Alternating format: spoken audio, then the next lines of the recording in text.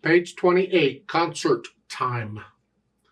We have a new symbol we're introducing in this lesson called the 8VA. I'll talk about that a little later. So let's talk 8VA, octave. When I go letter to letter, A to A, F to F, D to D, C to C, whatever, doesn't matter what the letters are. Letter to letter, we call that an octave. Oct means 8, means it's an interval of an eighth. I don't know that we've gotten into intervals yet, but if I count them, starting with the one I'm on, 1, 2, 3, 4, 5, 6, 7, 8, there's 8 of them. It's called an octave. An interval, a very important interval, very important in music. We use this a lot. And eventually you even get used to the feel, the physical feeling of playing octaves here. In either hand. You just get used to that feeling eventually. Well, the 8VA simply means play the notes an octave higher than where they're written. This way, we don't have to have a lot of those little ledger lines all over the place. It makes it easier to read the music. Look in the first line in the third measure. You see the 8VA, it says both hands 8VA and a dashed line. Well, the dashed line means you continue to do 8VA until the dashed line goes away. Now, in the second line, they have it again, both hands 8VA. They don't really need it because as long as that dashed line is going, you're going to stay up there. That simply means you move both hands up an octave higher than where they're written. So the first two measures, you're in this position, but then in the third measure, you go up here. Sort of what we were doing in a previous lesson, moving the hands around. And you're staying up here, now it looks until the end of the second line when that dashed line goes away, here. Now, the rule for 8VAs, and this is what confuses people. The symbol only applies to the staff it's next to. If they want it to apply to both staves, they have to put in a note like they did here, both hands. Or they got to put the symbol on both staves. Here, we're okay. It says both hands. If the both hands note were not there, it was just 8VA, then it would only be the right hand that goes up. The left hand wouldn't move because it's in a different staff. And, because if that wasn't enough, the 8VA, when it's above the staff, you go up. If it's below the staff, you go down because you can go down too, either direction. And that's what we're doing here. We're going up. So let's look this over. It's 4 lines long, treble and bass clef again, 3/4 time signature now. I see a bunch of quarter notes, half notes, and dotted half notes. We have the 8VAs, and we got a repeat sign, and there's a DC Alfini at the bottom. This gets better and better, don't it? So it's a lot longer than 4 lines, but we only have 4 lines of music to learn. Now, I'm going to kind of take this both hands at the same time because most of the time it's only one hand playing, but you can always just tackle it one hand at a time if you want to. And we're starting out, and the left hand is here, and the right hand's here, and you don't need all these other finger numbers. You only need to know where to put the hand, and that's it. And it's here, it's this, and except we have B flat. So we're just going to use the same finger on the B flat as the B, that's third. So it's here. The finger position is here, though. And I'm just going to move there when I need the B flat. And then the third measure, the notes are here, but the 8VA means you're up here, an octave higher. And the second line is both hands together, a D and a C. The D is tied, you're going to tie it. 2, 3, 1, 2, and then G's. That's tied for 2 measures. And when you repeat it, you got to come back down here. Now you go to the third line, you're still coming down because there's no 8VA. The third line, you're playing the same note names in each hand, it looks like. Yeah, okay. Now we have to move the hands around. You're going to have to look at the keyboard for that. And I try and move one hand at a time if I can, and we can do that here. At the end of the second measure, you're in this position here pretty much. While you're playing the second measure, I'm going to get the left hand up here, hover it over, just hold it over it, because this is where it needs to be. So it's ready to go. So when I finish the second measure, I can start, and then as I'm playing that, I'll get the right hand up. So it's here,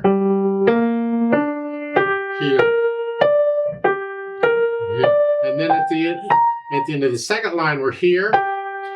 and I go back to the beginning, I want to be down here. Well, the left hand plays first. So I'm lifting both hands up, but I get the left hand where it goes, and while it's playing, then I can move the right hand. I like to move one hand at a time. So I'm here, and then here. I'm lifting up and moving, and then I do the right hand. You can do both hands at once. It's a lot more difficult. I don't recommend it. If you don't have to, don't. Then when you finish the second line and you go to the third line, now the right hand plays first in the third line. So there I'm going to lift up and move the right hand down. I get the left hand out of the way. And as I'm playing the right hand, I get the left hand down. So I'm here. That's how I move the hands around here. Because you don't mess up the beat just because you're moving the hands.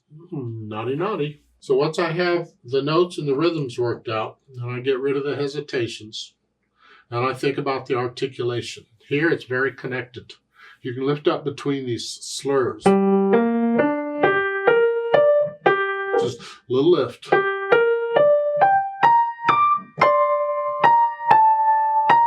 So I'm just lifting up a little bit, just like taking a breath. It's the only articulation to give. Then the dynamics. When you start out soft, P is piano. You have a hairpin for the whole line. They don't tell you how loud to get. I'm suggesting you probably go up to loud if you wanted to. But don't get loud to the end of the line. Because in the next line you'll have a hairpins going down. So really this is matching hairpins. The first one's on the first line, the second one's on the second line. Doesn't matter. They're still matching hairpins. So you're going to go up and then back down. Well, look in the middle of them and see where your target is. And really, it's the first note of the second line. That's the loudest note because it's the first beat of a measure, and that's your strongest beat. So we're soft here, but I don't want to get loud to the second line. So I have to plan it out. So I'm going to first measure to soft. This will be a little softer, or a little louder, excuse me, and then a little louder, now loud. And then you then come down. You plan these out. If you don't plan it out, you'll be loud by the third measure. So I'm already loud, and it's too soon. So hold off. I'm taking it like a measure or so at a time, just a little louder. So the first measure is soft. Now a little louder. Now a little louder. A little louder. Now. Softer. In the third line, you start loud and you come down all the way to soft in the last two measures. Because you'll notice at the end of the third line, the hairpin, the lines don't come together yet. Well, you're not done. It continues to the next line. So it's all one hairpin. It's like, 6 measures long, that hairpin? Plan it out or you'll be soft within a couple measures. So the third line, you're starting loud here, and I'd stay loud probably for the first 2 measures. Now come down a little bit to moderately loud. Now moderately soft. Now soft. So I did it like 2 measures at a time to plan that out, to make it last. Now once I have an idea of the dynamics, then I think about the speed. Well, this is moderately fast. Allegro, moderato, moderately fast. Whatever you think that is. It's not, moderate, that's fine. Fast, in between, huh?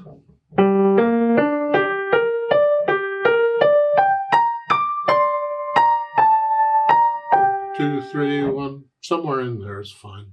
And then the roadmap, where do we go when? Well, let's just figure it out. You have a repeat sign at the end of the second line that sends you back to the beginning because there's no reverse repeat sign. So you go to the beginning. So you're going to play the first 2 lines again. Then you play the last 2 lines. And at the bottom, there's a DC all fine. Well, remember, DC means go back to the beginning. So you go back to the beginning again. And all fine, you go to fine. That's at the end of the second line. There would have a thin and thick bar line there, except the repeat sign's covering it up. That happens. So you just go back and play the first 2 lines again.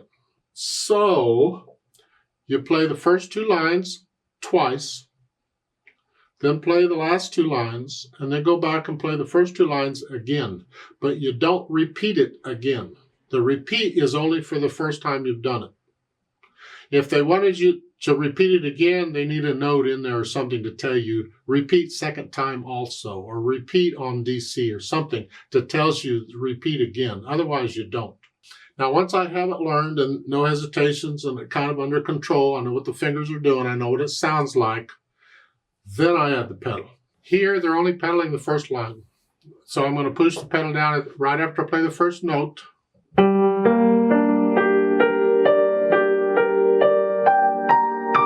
I lift it up with the hands so there's a little silence before I go to the second line.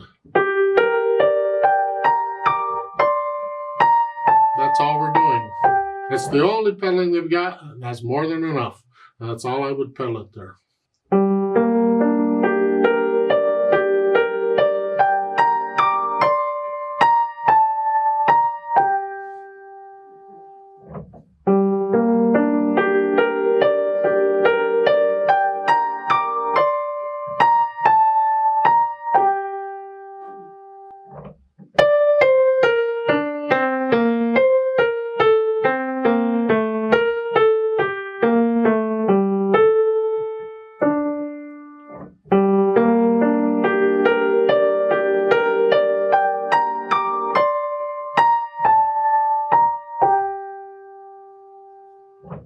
Please don't copy me. You get into it and feel it. Natural accents. 1, 2, 3. 1, 2, 3. Feel those.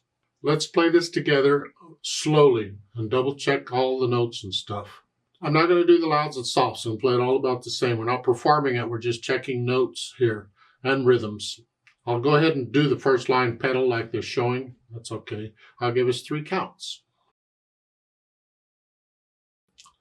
1, ready, go.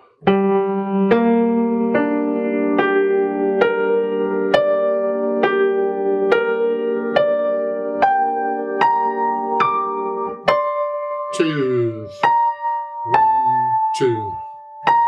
1, 2, 3, tie, 2, repeat.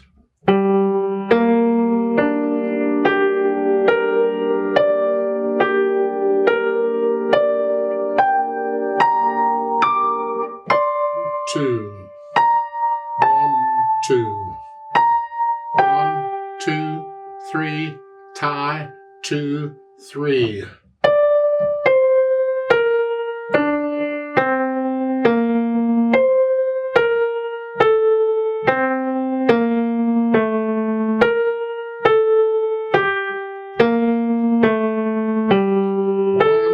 2, 3, 1, 2, to the top.